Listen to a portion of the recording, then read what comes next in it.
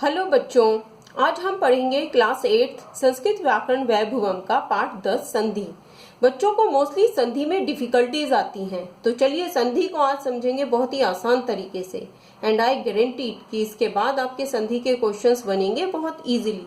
तो चलिए स्टार्ट करते हैं। संधि संधि का अर्थ है मेल।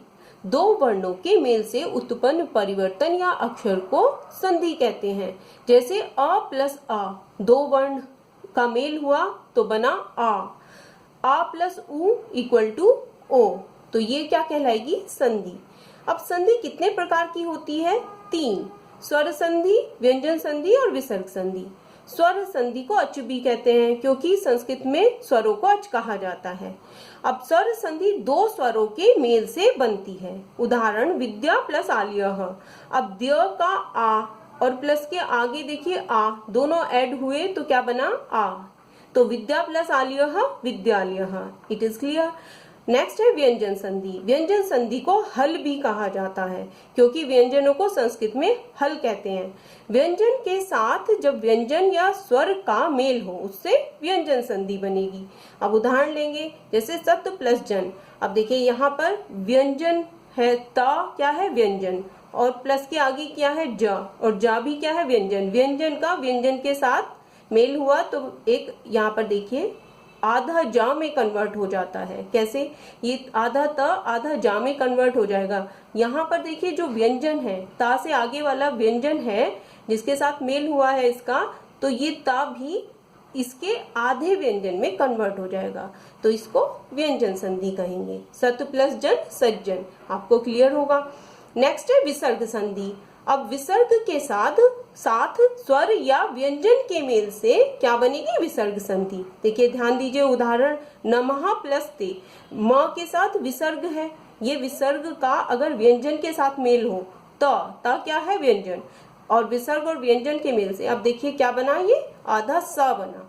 तो यहाँ पर ये क्या कहलाएगी? विसर्ग संधि। यहाँ पर देखिए ध्यान देंगे, नमः प्लस ते क्या बना? नमस्ते। तो ये किसमें कन्वर्ट हो जाता है? विसर्ग और व्यंजन, या तो आधे सा साप वाले सा में, या आधे शा षटकोण वाले शा में, या आधे शा शबरी वाले शा में। आप और दूसरे एग्जाम्पल देखेंगे तो उनसे क्लियर होगा। अब यहाँ पर सिलेबस में आपके स्वर संधि के प्रकार हैं। अब स्वर संधि कितने प्रकार की होती है? 8, लेकिन आपके सिलेबस में 5 प्रकार पढ़ाए गए हैं। ये हैं दीर्घ, गुण, वृद्धि, यण और अयाति। अब पहला प्रकार है दीर्घ संधि। बच्चों यहाँ बहुत ध्यान से देखिए, आपको सभी क्लियर हो जाएगा। देखिए दीर्घ संधि की पहचान है बड़ी मात्रा। अब दीर्घ नाम से ही क्लियर है। देखिए दीर्घ लंबा बोला जाता है। अब बड़ी मात्राओं में क्या आता है? या तो आ की मात्रा आती है, या बड़ी ई की मात्रा आती है, या बड़े ऊ की मात्रा आती है। तो आपको क्लियर होगा जिन शब्दों में ये आए तो वो पहचान है दीर्घ संधि की। अब उदाहरण लेंगे, हिम प्लस आल्यः तो हिमालयः। माँ, देखिए यहाँ पे माँ और माँ के वाला आ, माँ के साथ वाला आ और प्लस के आगे वाला आ ऐड हुआ, आ प्लस आ, तो यही पहचान है। देखिए आ की मात्रा।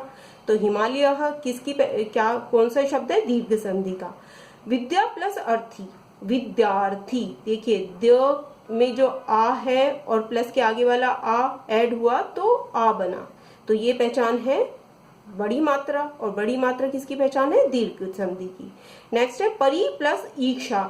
रा में देखिए छोटा ई है और प्लस के आगे वाला बड़ा ई, तो छोटा ई प्लस बड़ा ई ऐड होता है तो क्या बन जाएगी? बड़ी ई। परीक्षा, देखिए बड़ी ई किसकी पहचान है? दीर्घ संधि की। तो परीक्षा किसका वर्ड है? दीर्घ संधि का। भानु प्लस उदयः। आप ध्यान दीजिए, न में छोटा ऊ है और प्लस के आगे छोटा ऊ है, तो छोटा ऊ प्लस छोटा ऊ क्या बना? बड़ा ऊ। भानुदयः। और बड़ा ऊ किसकी पहचान है? दीर्घ संधि की। बच्चों मुझे क्लियर है कि आपको ये बिल्कुल क्लियर होगा। नेक्स्ट पढ़ते हैं गुण संधि। देखिए इसकी क्या पहचान है?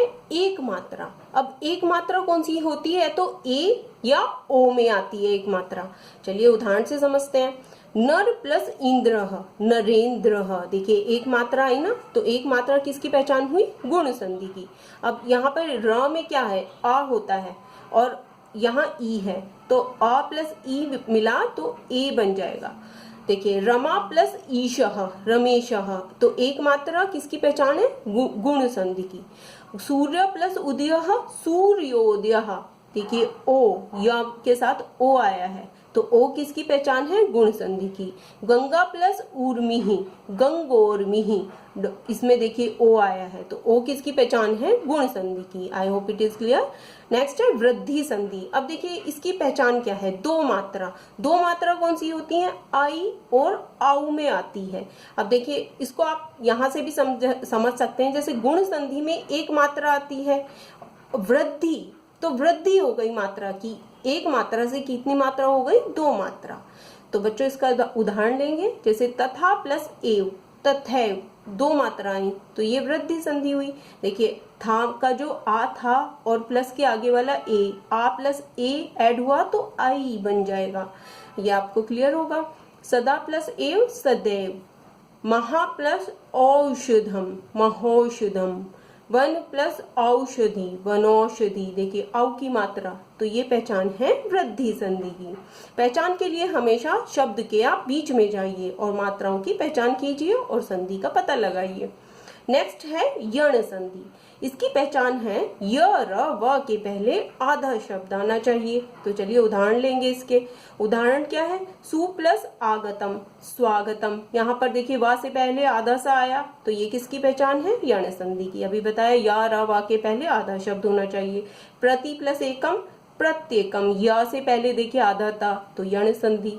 देवी प्लस आगमनम देव्यागमनम, या से पहले आधा व यण संधि।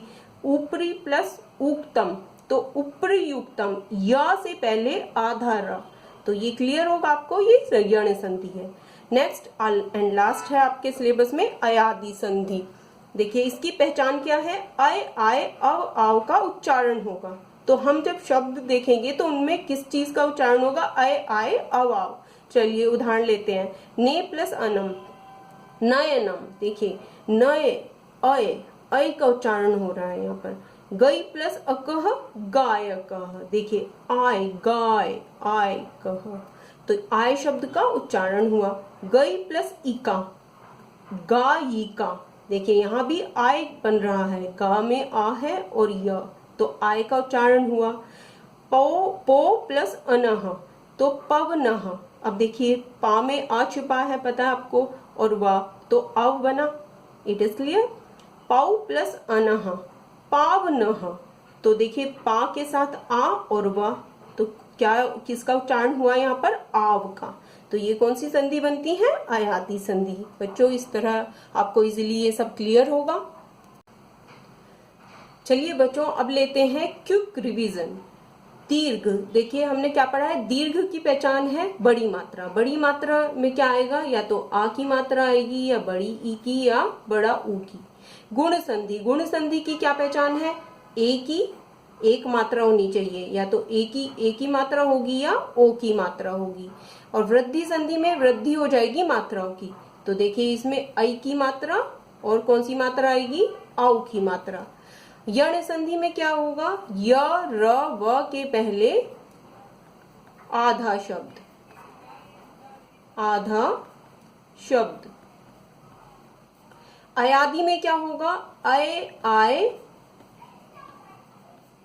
और अव आव का उच्चारण होगा शब्दों में, जैसे गायक पवन। तो इट इज क्लियर बच्चों। नेक्स्ट वीडियो में हम इसका अभ्यास कार्य करेंगे, और यदि आपको किसी और दूसरे टॉपिक का वीडियो चाहिए तो आप नीचे कमेंट बॉक्स में लिख सकते हैं। Also like share and subscribe this channel. Thanks and bye.